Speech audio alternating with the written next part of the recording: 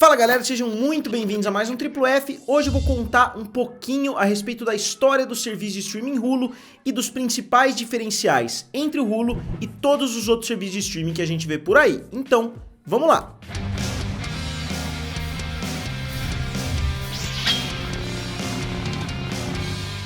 E galera, se vocês ainda não são inscritos aqui no canal Triplo F, se inscrevam. Eu tô tentando chegar a 200 mil inscritos. Eu tô assinando aí uma porrada de serviços de streaming. Eu assinei o Hulu, assinei o Disney Plus, assinei o Peacock e assinei alguns outros serviços menores. E eu quero assinar também o HBO Max. Então se vocês quiserem um vídeo a respeito do HBO Max, digam aqui abaixo que eu vou tentar assinar o serviço para fazer um vídeo para vocês. Então vamos lá. Em primeiro lugar, o Hulu, vale frisar aqui, não é um serviço de streaming convencional.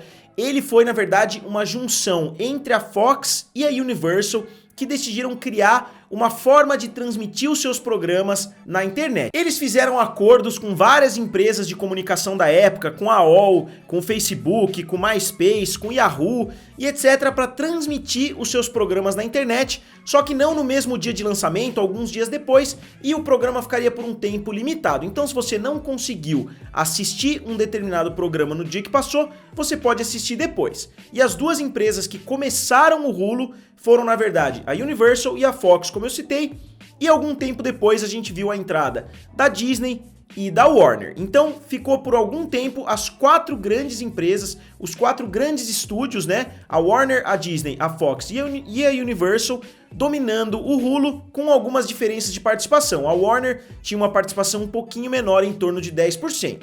E elas mantiveram essa dinâmica por muito tempo. Elas fizeram acordos com várias empresas. O Hulu chegou a fazer acordo inclusive com o Spotify para você conseguir assinar o Hulu e o Spotify ao mesmo tempo por um preço inferior. Então é uma empresa que já está acostumada a fazer esses grandes pacotes, a fazer esses grandes acordos com grandes empresas e grandes estúdios. E a principal diferença do Hulu é justamente isso que eu falei, que você consegue assistir muitos programas alguns dias depois. E o Hulu foi criado em 2007, então não é um serviço de streaming novo, é um serviço de streaming bem antigo, e ele começou com essa ideia de transmitir programas que passaram na televisão, transmitir para as pessoas assistirem.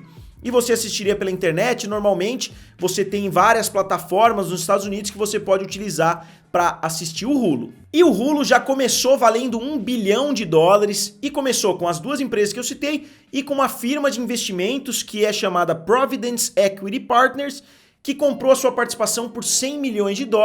E a Disney entrou em 2009 com os conteúdos da ABC e do Disney Channel. E vale a pena frisar que o surgimento do Hulu não foi pacífico. As empresas de TV a cabo não gostaram muito da situação, principalmente as TVs a cabo que não pertencem à Universal, né? Como é o caso da Comcast, que é dona da Universal. Obviamente a Comcast não reclamou porque ela é uma das donas do Hulu, mas as outras empresas reclamaram bastante.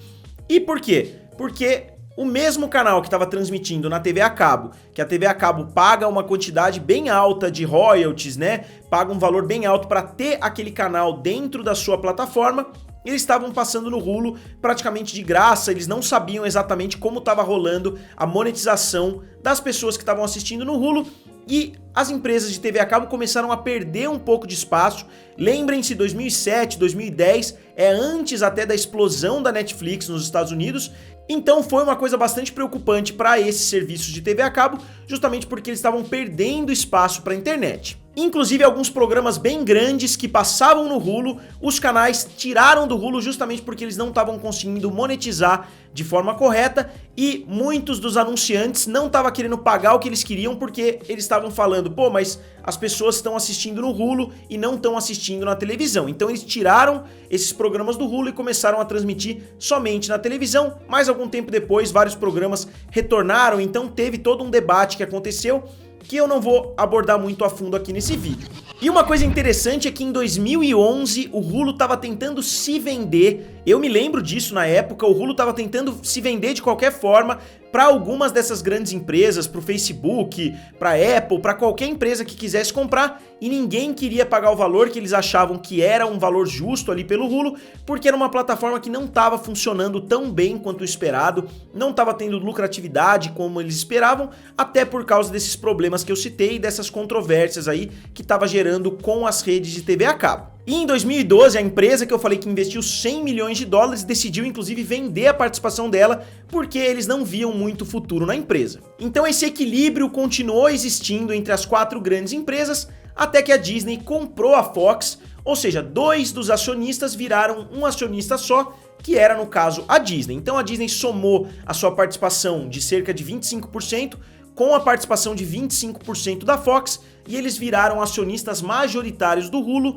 sendo que a Disney não era nem uma das fundadoras ali. Obviamente isso acontece sempre no mundo dos negócios, mas é curioso ver que uma empresa que foi fundada entre a Fox e a Universal agora pertencia majoritariamente à Disney. Então isso aconteceu em 2017 e em 2019 a AT&T decidiu vender a sua participação, que era em torno de 10%, ela vendeu por 1,43 bilhão de dólares, ou seja, a empresa tinha valorizado muito nesses 10 anos, né, de 2007 até 2017, porque um investimento de 100 milhões comprou 10% na fundação, ou seja, a empresa valia 1 bilhão de dólares e agora ela passou a valer praticamente 14 bilhões. Então quem investiu lá no começo, obviamente, ganhou muito dinheiro, como foi o caso da Warner. E a cartada final aconteceu em maio de 2019, porque agora a Disney é acionista majoritária, a Disney toma praticamente todas as decisões, porque ela tem todos os votos ali, ela não precisa ter maioria, porque ela sozinha já é maioria. Então a Comcast desistiu de ter uma participação no dia a dia do Hulu e hoje eles funcionam somente como um silent partner, ou seja, eles são somente um parceiro silencioso que tem participação nos lucros e por isso mesmo você encontra muita coisa da NBC, muita coisa da Universal dentro do Hulu ainda hoje, mas eles não têm nada a ver mais com o dia a dia da empresa porque o controle está nas mãos da Disney e a Comcast inclusive queria fazer a mesma coisa. Um dos principais motivos da grande disputa entre a Comcast e a Disney pelo controle da Fox, né, que a gente viu, que eu abordei bastante aqui no canal, era justamente o controle do Hulu. Não só você estaria comprando uma grande empresa como a Fox, com todas aquelas propriedades que a Fox possui, como você estaria também indiretamente ganhando o controle de um grande serviço de streaming. E a Comcast, no meio desse acordo para sair, né, do controle do Hulu, ela assinou um contrato que até 2024 ela vai vender os 33% para a Disney. E o principal ponto desse acordo é que a Disney garantiu que até 2024 o Hulu vai estar valendo 27 bilhões de dólares. Então, mesmo que o Hulu vá à falência, a Disney tem que pagar 5,8 bilhões, que é a participação desses 33%. Ou seja, até 2024, mesmo que o Hulu vá à falência, a Disney ainda tem que pagar um valor bem absurdo para a Comcast. Então a Comcast obviamente está torcendo para o Hulu dar certo, porque ela tem uma participação nos lucros, mas mesmo que o Hulu dê errado, ela vai receber ainda uma participação bem alta em 2024. E depois disso, depois que a Disney conseguiu tomar o controle de vez do Hulu, agora o Hulu Originals, né, que era um setor ali do Hulu, agora faz parte do guarda-chuva ali do Walt Disney Television. Então, tudo que o Hulu faz responde diretamente à Disney. Em janeiro de 2020, eles aboliram por completo o cargo ali de CEO do Hulu, ou seja, o Hulu não tem mais uma independência muito forte e ele responde 100% à Disney, e isso tem um motivo. Em primeiro lugar, porque as duas empresas da Fox, tanto a FX quanto a Fox Searchlight, passaram para o controle do Hulu, então acho que eles não dariam o controle dessas duas empresas para o Hulu se o Hulu não respondesse à Disney. Então foi uma junção bem interessante, né? O Hulu responde à Disney, mas o Hulu agora tem o controle dessas duas grandes empresas da Fox, e principalmente porque o Disney Plus e o Hulu agora são um grande pacote que a Disney está vendendo. Eles vendem o Disney Plus sozinho por R$ 6,99 e o Disney Plus mais o Hulu mais o ESPN Plus por R$ 12,99. Então acho que não tinha como deixar o Hulu como uma entidade independente se você vai ter que vender os dois como um pacote. Então acho que faz total sentido essa decisão da Disney, principalmente tirando o cargo de CEO, que é uma pessoa ali que recebe muito dinheiro, mas que muitas vezes não faz muita coisa se ela está respondendo para uma empresa maior. E não só isso, o Hulu tem esse pacote também, e o Hulu tem também a versão de R$ 18,99, que é uma versão sem anúncios. Como eu disse, o Hulu substitui a televisão, então não dá para você somente pagar o serviço de streaming e você tem acesso a todos eles. Você tem que assistir também propagandas e etc.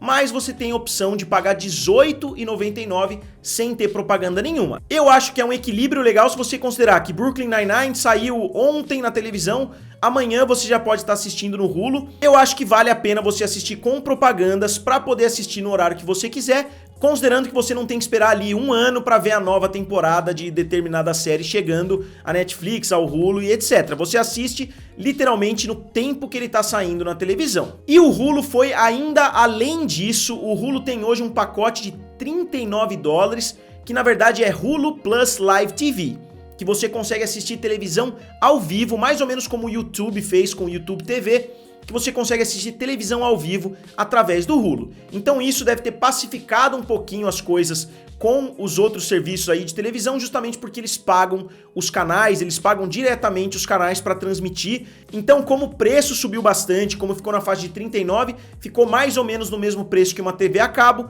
então eles não têm mais muito do que reclamar. E só corrigindo, o preço não é de $39, o preço é de $54,99, então é um preço bem alto se a gente considerar os preços das coisas lá nos Estados Unidos. Você paga aí quase 10 Disney Plus para pagar um Hulu Plus Live TV. Então eu acho que o Hulu tá muito bem posicionado no mercado, porque não só ele concorre com vários outros serviços de streaming, principalmente através do pacote com o Disney Plus, como ele também concorre diretamente agora com as TV a cabo, através dessa opção do Hulu aí de televisão ao vivo. E é legal que o Hulu tem hoje 35 milhões de assinantes, né, o Hulu convencional, e o Hulu Plus Live TV já tá com 3 milhões de assinantes, pagando $54, o que seria praticamente o equivalente a 30 milhões de assinantes também, pagando cerca de $5. Então, o Hulu tem hoje uma base de fãs muito grande nos Estados Unidos, uma base de inscritos muito grande, mas o Hulu não pode chegar da forma que ele é aqui pro Brasil. Muitas pessoas já estão perguntando, quando que o Hulu vai chegar no Brasil? Como que eu faço para assinar o Hulu? E sim, o Hulu tem séries antigas que você vai poder assistir como qualquer outro serviço de streaming, mas você não vai poder ver esses programas que estão passando nos Estados Unidos, principalmente por questões contratuais, porque muitas vezes um programa que passa aqui em um determinado canal não passa lá nos Estados Unidos no mesmo canal. Por exemplo, a NBC, a ABC, a CBS não existem aqui no Brasil, então você não vai ter opção, mesmo quando o Hulu chegar até o Brasil, não vai existir essa possibilidade de você assistir esses programas ao vivo. Você vai poder assistir somente o catálogo de seriados, que é incrível, e eu vou falar a respeito dele no vídeo de amanhã. E uma coisa que é bem curiosa é que eu acho que a Disney não tá somando os pacotes do Disney Plus com o Hulu nessa soma que eles estão fazendo, porque os números do Hulu não cresceram muito desde que o Disney Plus foi fundado. Aí o Disney Plus já tá com mais de 60 milhões de assinantes, enquanto o Hulu subiu de cerca de 25 para 35. Então eu acho que eles não estão levando em consideração quando a pessoa compra o pacote. Eu acho que eles estão jogando ela como uma inscrita do Disney Plus, mas não estão jogando ela como uma inscrita do Hulu, porque os números não cresceram tanto assim. Então, pessoal, eu quis somente dar uma explicadinha a respeito do Hulu e principalmente as diferenças entre a plataforma do Hulu e as outras plataformas, essas coisas aí da TV ao vivo, essas questões de você assistir um programa 2 dias depois da televisão convencional. Então, não tem como a gente comparar ele diretamente com os outros serviços de streaming. E eu queria falar isso porque amanhã eu vou mostrar para vocês o grande catálogo que o Hulu possui e já deixar bem claro que esse catálogo não vai chegar até o Brasil por questões contratuais. E galera, o que vocês acharam da história bem breve que eu contei aqui pra vocês a respeito do Hulu? Eu tenho acompanhado há bastante tempo, eu poderia falar mais um monte de coisas, mas eu não quero deixar o vídeo tão longo pra vocês, então eu gostaria de saber o que vocês acharam, digam aqui nos comentários, curtam o vídeo e se inscrevam no canal. Valeu e nos vemos em breve.